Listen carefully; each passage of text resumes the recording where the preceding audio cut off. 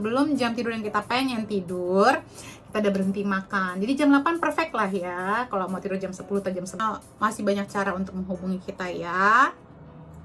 Dan kalau bisa, kalau misalnya minum kopi, suka minum kopi, stop minum kopi. Baik-baik aja ya, stabil-stabil aja, nggak suaranya nggak berubah, emosinya nggak berubah. Ini salah satu kuncian saya bayar TV license tersebut, karena memang kami tidak pernah lagi.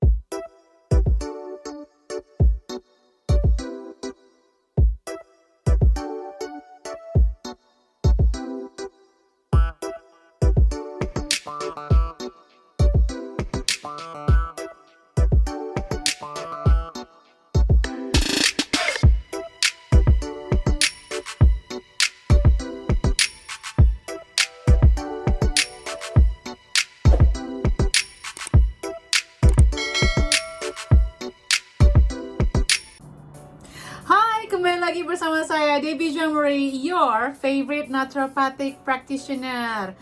Segmen Micro Habit. Ada yang bilang suara saya jangan mendesah-desah biar kedengeran. Oke, baiklah yang podcast. Semoga suara saya cukup kencang tapi tidak mengganggu gedang telinga. Nanti abisnya saya akan gunakan mikrofon yang proper deh ya, biar suaranya tetap bagus. Oke. Jangan lupa di subscribe, di share kalau memang bermanfaat, dan di like dan di komen. Jadi micro habit ini saya bikin tahun lalu selama setahun penuh teman-teman. Dan sorry ya, saya janji bikin yang di Root of Life TV ada versi animasinya. Di sini kita versi podcastnya. Semoga teman-teman yang mungkin ketinggalan waktu saya share di Instagram, atau mungkin kalau saya belajarnya nggak bisa baca bu, maksudnya baca itu kayak membutuhkan waktu, saya share dalam bentuk audio seperti ini dan ada visualnya, ada wajah saya kalau nonton di YouTube, kalau nontonnya di podcast suara saya saja. Oke, kita udah masuk ke hari 29. Hari 29, biasakan untuk stop makan malam jam 8 malam dimanapun Anda berada ya. Kenapa jam 8 malam? Pertama, karena sebenarnya gini ya, kalau secara meridian clock, secara circadian rhythm, secara body clock tubuh kita, sebaiknya kita itu makan sebelum 2 jam atau 3 jam sebelum waktu tidur yang kita kepengen kita tidur. Makanya nggak heran kalau teman-teman punya masalah tidur, kalau makannya jam 10 malam baru makan, jam 9 malam baru makan. Kenapa? Pencernaan kita itu butuh at least 2 jam untuk mencerna makanan kita. Jadi kalau misalnya makan jam 9 malam, ya nggak heran ngantuknya baru atau bisa tidurnya jam 11, jam 12 malam. Jadi kita balikin. Kalau kita mau memperbaiki dari akarnya, kita balikin, mundurin 2-3 jam sebelum jam tidur yang kita pengen tidur, kita udah berhenti makan. Jadi jam 8 perfect lah ya kalau mau tidur jam 10 atau jam 11 malam. Dan makan malam di atas jam 8 itu juga meningkatkan resiko obesitas, terus juga gangguan tidur, terus gangguan ritme metabolisme, jadi makin susah nurunin berat badan atau bahkan naikin berat badan. Jadi itu micro habit saya hari 29. Hari ke-30, kalau bisa biar tidurnya bagus, karena tidur bagus itu, tidur optimal itu juga mempengaruhi banyak sekali faktor kesehatan seperti kemampuan detoksifikasi, meningkatkan fungsi liver, fungsi organ-organ detoksifikasi kita. Jadi kalau bisa teman-teman, tadi kalau makan 2-3 jam sebelum waktu tidur. Nah kalau bisa, perangkat elektronik ini kalau bisa maksimal sampai jam 9.30 malam aja, karena kan kita pengen jam 10.30 udah tidur gitu ya. Terus karena apa? Blue lights dari TV, handphone, perangkat elektronik apapun, bahkan lampu yang terang benderang ya, lampu neon itu bisa menghambat produksi melatonin yang pada kelamaan nih, kalau terus-terusan itu dipaparkan ke tubuh kita, ke mata kita, optic nerves kita ini, itu bisa membuat kita insomnia. Jadi karena itu membuat otak kita tetap aktif, seakan-akan kita tuh kortisolnya juga meningkat, masih diproduksi terus. Kita nggak mau dong kalau udah malam, kita maunya relax, melatoninnya meningkat, biar kita bisa tidur dengan nyenyak. Oke? Berikutnya, hari ke-31. Teman-teman, ini kan pandemi udah 2 tahun lebih ya, hampir mau 3 tahun. Ada satu hal sih yang saya lihat nih dari klinik saya dan secara umum, stress level kita meningkat semua. Walaupun mungkin secara finansial kita nggak terpengaruh, secara kesehatan kita nggak terpengaruh, tapi semakin banyak kan kayak artis-artis yang tertangkap gara-gara illegal substance. Sayangnya padahal ada nih herbal alami atau suplementasi yang membantu kita supaya berkurang kadar stresnya, karena banyak loh stres yang tidak kita sadarin sebenarnya. Termasuk pandemi ini kan membuat kita banyak perubahan ya, perubahan cara kerja, perubahan cara belajar, perubahan keluar rumah juga susah dan segala macam. Jadi adaptogens ini adalah tumbuh-tumbuhan alami di sekitar kita yang diciptakan oleh Tuhan sama alam kita untuk menjaga keseimbangan kesehatan dan keseimbangan fungsi otak kita, tapi juga meningkatkan imun, perbaiki fungsi metabolisme dalam tubuh kita seperti gula darah dan keseimbangan inflamasi dan lain-lainnya. Saya ini kenal dengan adaptogens waktu saya kena baby blues setelah saya melahirkan anak saya. Dan itu luar biasa banget. Jadi PPD saya itu tertolong banget dengan si adaptogens ini. Saya waktu itu menggunakan ashwagandha. Tapi good newsnya saya membuat resep saya sendiri. Namanya Prayaguna. Ada Prayaguna dewasa, ada Prayaguna anak-anak. Nah itu semuanya asli Indonesia, produk lokal Indonesia. Agar apa? Bisa membantu saya berfungsi secara normal sebagai istri, sebagai ibu, dan sebagai profesi saya juga gitu ya. Jadi teman-teman tuh bisa ngeliat mungkin kayak kok bisa ya Bu Debbie ngomong webinar 5-8 jam kok baik-baik aja ya, stabil-stabil aja, nggak, suaranya nggak berubah, emosinya nggak berubah. Ini salah satu kuncian saya, adaptogen. Jadi teman-teman kalau yang belum nyobain Prayaguna silahkan dicoba. Nah kalau saya pengen ngasih tahu lebih dalam soal tentang adaptogen ya. Adaptogen ini secara umum itu memiliki 4 fungsi, yaitu adalah nourishing. Jadi meningkatkan energi yang bernutrisi, nambahin energi yang bernutrisi. Normalizing, membuat normal. Jadi kalau kurang ditambahin, kalau kelebihan dikurangin teman-teman. Jadi kalau emosinya berlebihan dikurangin, kalau emosinya excitementnya kurang ditambahin. Terus non spesifik, jadi bekerja nggak hanya untuk pernapasan doang, reproduksi doang, enggak. Jadi dia non spesifik, dia kayak sistem imun tubuh, nyari mana yang dibutuhkan gitu ya. Non toksik, jadi aman dikonsumsi dalam jangka waktu panjang.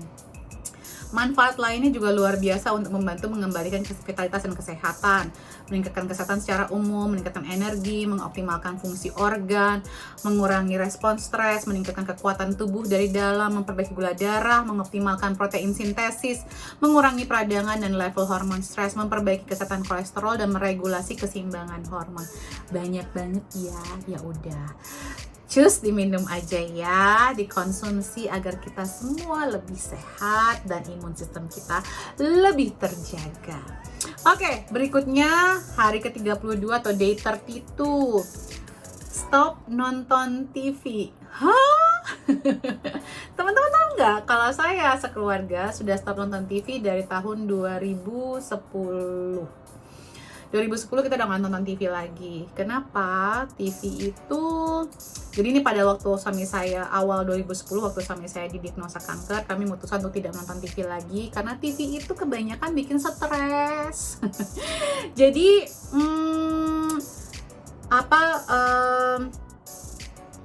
kortisol, hormon kortisol itu adalah hormon stres.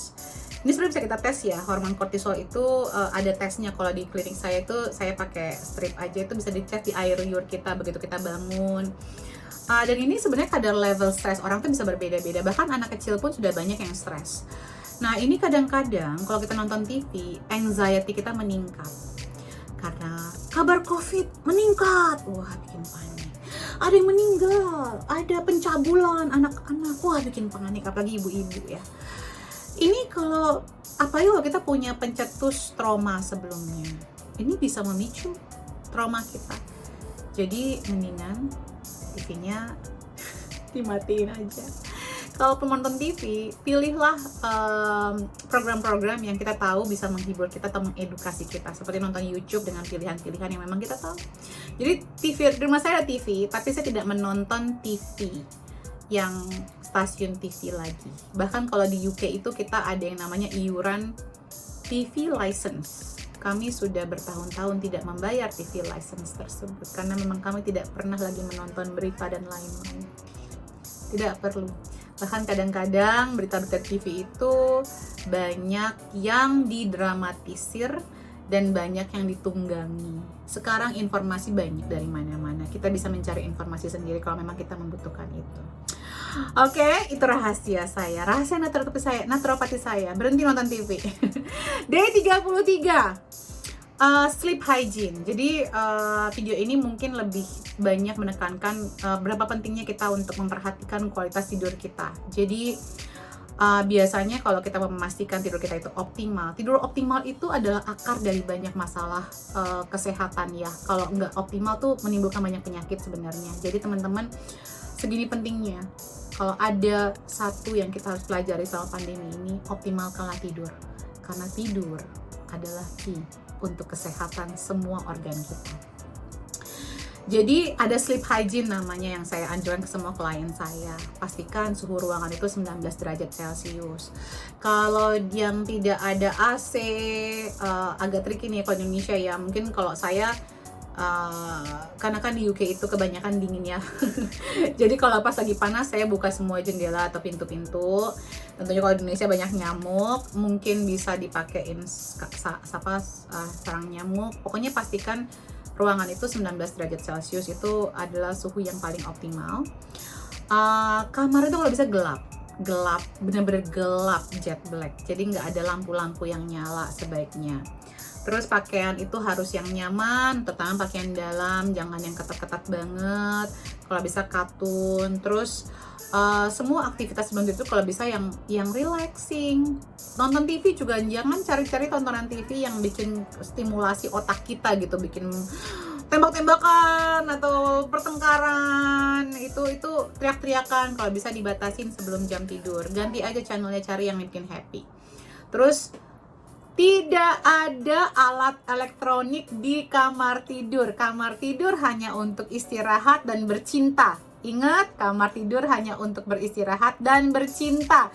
Tidak boleh ada TV, ada radio, ada HP. Paling parah nih ya. Jadi kalau bisa matiin semuanya. HP itu harus di luar kamar, nggak boleh di dalam kamar. Nyari penyakit deh, keluarin aja HP-nya. Kalau misalnya ada emergency kan sebenarnya masih banyak cara untuk menghubungi kita ya. Dan kalau bisa, kalau misalnya minum kopi, suka minum kopi, stop minum kopinya jam 4 sore, sebelum jam 4 sore. Jangan di atas jam 4 sore. Cut deh minum kopinya, kalau bisa sekali sehari aja, oke? Jadi teman-teman, daripada kita berobat, obat ini, obat itu, kita harus ingat jangan-jangan tidur kita yang kurang optimal. Pastikan lakukan sleep hygiene ini agar teman-teman bisa mendapatkan tidur yang lebih optimal. Dan kalau memang kurang optimal, kita cari akarnya dan perbaikin. Oke? Sampai jumpa di video saya berikutnya. Semoga video ini bermanfaat. Jangan lupa untuk di-share, di-support akun ini teman-teman. Thank you banget ya, sudah lebih dari 5.000 subscribers. Aku sih niatnya ya kepengen bagi-bagi hadiah kalau udah 10.000. Panci Salad Master, jalan-jalan ke Singapura. Pokoknya yang bermanfaat kesehatan. Oke, jangan lupa di-share, di-support, terus di-subscribe. Nyalakan lonceng merahnya agar nggak ketinggalan video-video saya selanjutnya. Take care, bye-bye, love you. Salam sehat selalu.